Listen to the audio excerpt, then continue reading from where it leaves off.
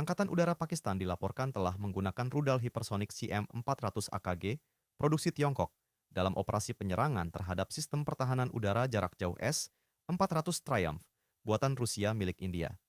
Dalam keterangan yang dipublikasikan pada hari Sabtu, 10 Mei 2025, pihak Angkatan Darat Pakistan menyatakan keberhasilan melumpuhkan sistem pertahanan udara mutakhir S-400 KUS milik India melalui serangan udara yang dilancarkan di Adampur, sebuah distrik di Jalandhar, Punjab, India.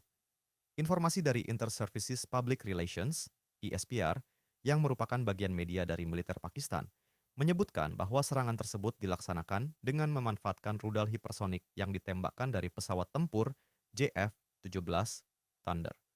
Lebih lanjut, pernyataan itu mengindikasikan bahwa rudal dengan panduan presisi yang digunakan berhasil sepenuhnya menonaktifkan sistem anti-rudal S-400.